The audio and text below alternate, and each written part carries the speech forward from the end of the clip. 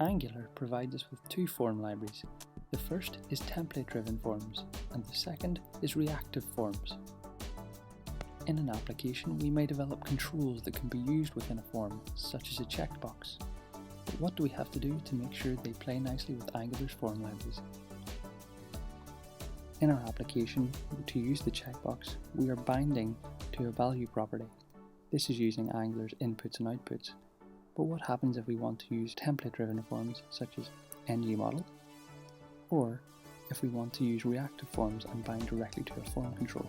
To do this, we need to make a few changes to our component.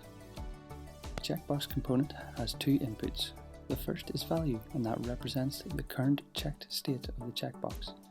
The second is disabled and represents the disabled state of the checkbox. We also have one output called value change, and this emits a boolean value whenever the checkbox is toggled. When the user clicks the checkbox, the toggle function is called. We first check if the checkbox is disabled, in which case we do nothing. However, if it is not disabled, we toggle the value and emit the new value to the parent component. To support both template-driven forms and reactive-driven forms, we must first implement the control value accessor interface. This will add three functions to our component. The first is writevalue. This function will be called anytime the form needs to update the value within the component. We know this will be a boolean value. Inside this function, we simply need to update the variable that stores the current state. If our component is used within a form, the registerun change function will be called, and we will be given a callback function that we need to call anytime the component changes its state internally. This is the equivalent of emitting an output value, only instead of informing the parent component, we are informing the form. We're going to store this function on a private property within our class, as we need to use it later. We're now going to do the exact same thing with the registeruntouched function. This is a callback that we need to use whenever a user interacts with our component.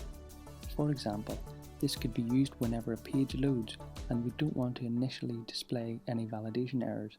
We only want to show these errors after a user has interacted with the component. There is one other optional method that the control value accessor allows us to implement. This is the setDisabled state. Some components cannot be disabled, but a checkbox can, so we're going to implement this method. If the form wants to change the disabled state of this component, it will call this function to do so, telling us whether the component should now be disabled or enabled. All we need to do within this function is update the property that represents the disabled state. If we look at the code for ngModel, in particular this line, we can see that it is looking for any component or directive on the current element that provides the ngValue accessor token. This is how it knows where to find those functions we implemented earlier. We need to update our component to provide the ngValue accessor token. Now, when ngModel looks for this token, it is going to be given our checkbox component class.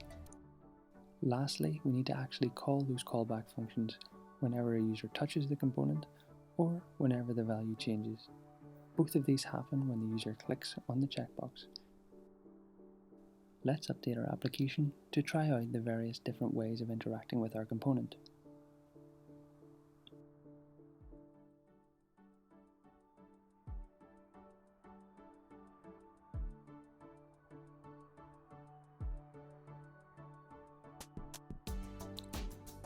Here we can see our final product. As you can see, the checkbox works correctly when using inputs and outputs. It works correctly when using ngModel, and it also works correctly when using reactive forms.